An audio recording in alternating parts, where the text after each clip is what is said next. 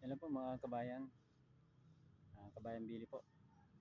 Dito po ulit ako sa St. John Internal Garden sa cemetery po sa pinaglagakan ng labi ng pamilya ko ni Mama at Papa, kapatid at pamangkin. Nagbisita po sa puntod ng magulang ko kasi death anniversary po niya ngayon, Papa. Hindi niyo pong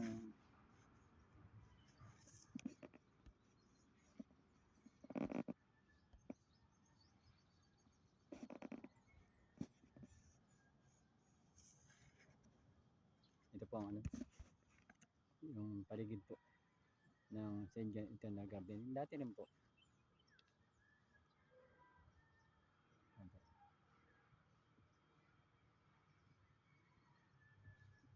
Maganda pang panahon, gaya ng dati. Mainit.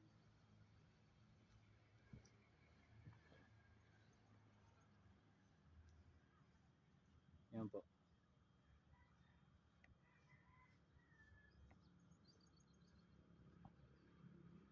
Sa St. John Eternal Garden po tayo sa Pating Daet po ito, Pating Daet. Dito po nilibing yung mga magulang ko. Yung other person po na yung mga kailan tao dito rin po nakalibing. Hindi na po natin babanggitin at nananahimik na po sila. Baka sabihin niyo po na manahan ako ni Master Gala. Joke lang. Yan po, father ko. Natumba na po ang kandila, oh. Ayan po, ako.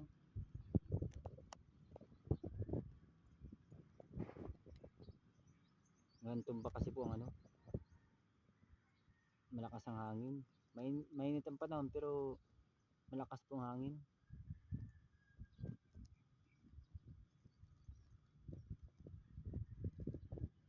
Uy, namamatay. Sana wag naman namamatay ito.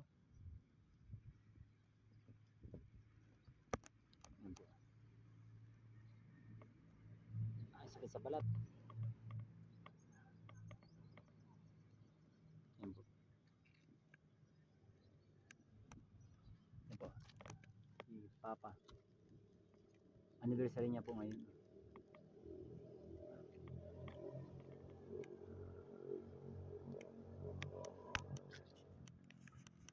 Binisita ko po kasi siguro po may nakalala kay Papa, may nauna na sa akin dito, mga kapatid ko. Hindi ko lang po alam.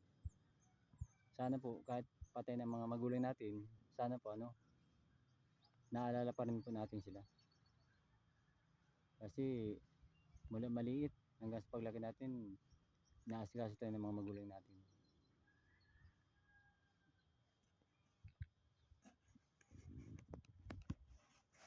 Saklap lang po pag wala ng magulang. Medyo kulang. O may natanggap ka mga award, siyempre para sa magulang mo yun. Ako po nag-aral ako nagsikap ako mag-aral. Hanggang may edad na saka ako nag-aral. Nakatapos po ng kolehiyo. Wala ang mga magulang ko. Ngayon po nag-aabogado ako. Wala din ang magulang ko. Pero lahat po ito, para sa kanila po ito. Sa pamilya ko. Natumba naman po gandila. Yun.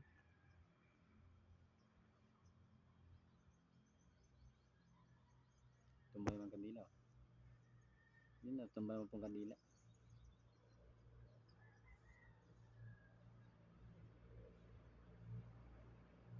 Yun. Tingnan yung mga musilyo po dito. Kaganda po ng mga musilyo dito. Yan po. Ang ganda ng mga musilyo nila, oh. Yan. De Leon Magana. Yan, kilala ko po yan. Kilala ko po ang namatay na yan. Yung mag-asawa. Si ate natin saka si Ricardo Magana. kapatid po na ni bayaw ko, si ate nating De Leon. Ayan po, medyo malayo lang po dito. Kasama na sila na papa, mama dito sa Mintayo.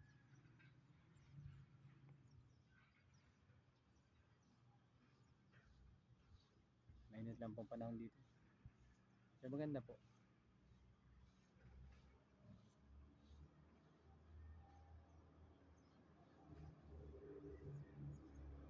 Pag araw po dito, okay lang, no stress. Pero pag gabi, may stress ka talaga dito. Mga kuliglig ng ibon maririnig mo. Saka yung mga paramdam pa. Okay lang yun, dito sila nakalibing eh.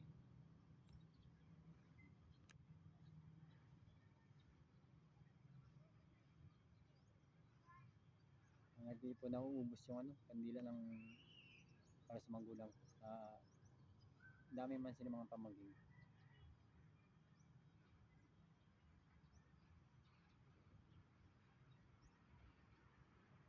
Ito po, tabing kalsada lang siya. Sa tabing kalsada po ang cemetery nito. St. John Internal Garden. May dumapo.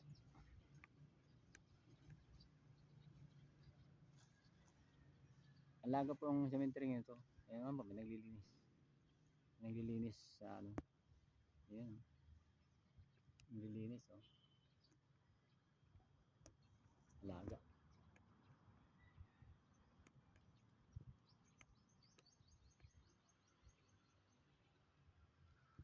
Pagod na rin ang bawals nakatingin dito. Ayan po. Di ba pa?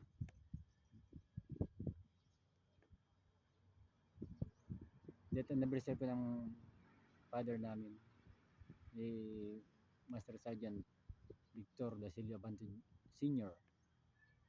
Junior pa rin po siya kasi junior siya ng si kung yung ang pangalan ng pap ng father niya eh.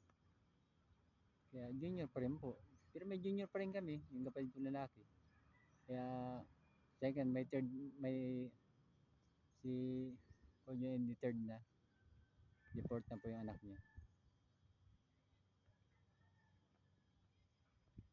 Naupos na din po yung ano, yung kandila ng papa ko.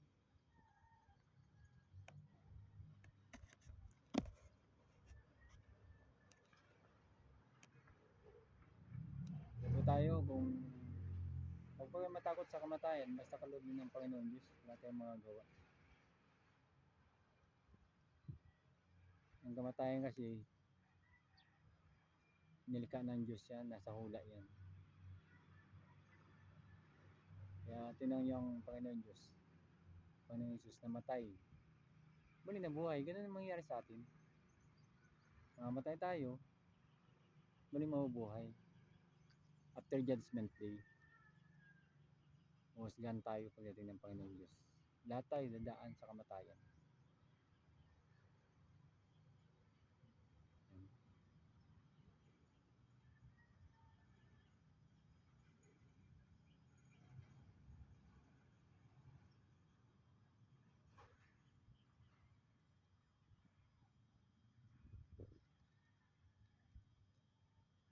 Mainit po, pero may malamig na hangin na dumadampi sa atin. Ayan o. Lamig o. Mainit ang panahon, pero malamig ang dumadampi sa akin. Parang kaya paramdam ni Papa na andyan siya. Para lang po yun ha. Hindi pa yung hinto. Joke lang po.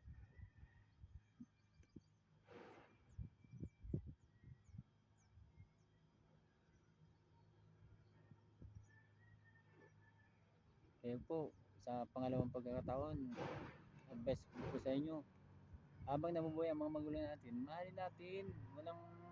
Walang babalat sibuyas kahit nagtatay na yan, no, nagdudumi na sa sa salawan. Pabayaan nyo na lang yan. Mabaho nga, mga dumi. Sa una lang yan, magulang natin yan eh. Tayo nga, nalagaan tayo ng magulang natin, nagtatay rin tayo sa salawan natin ng bata pa tayo. Ngayon pa kayo na malaki na tayo. Aso, ang problema, ako po, siguro walang masabing anak, pero Mahal ng Diyos sa atin.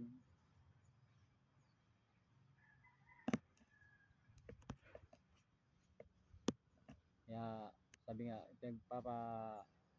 ano natin, tinitiwala natin ang buhay natin sa Panginoon Diyos.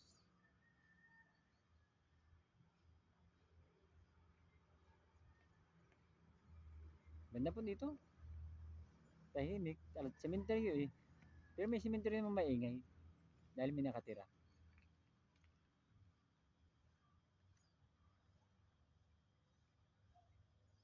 Oh, maubos na po. Ay, namatay yung isa. Yung isa tunaw na.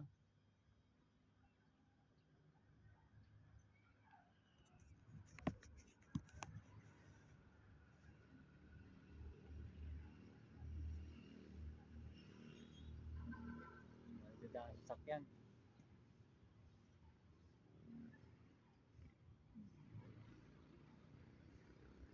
Okay po. Ingat po kayo lahat dyan. Sa mga nandun po dito, subscribe my channel, Kabayan Billy the Kid. Yung pambili kasi, palayo ni father ko yun. Inadapt ko lang po. Parang Billy the Kid, lagi may nakasukbit na baril sa ano. Ganyan po ang father ko nun. Kaya ang palayo niya Billy.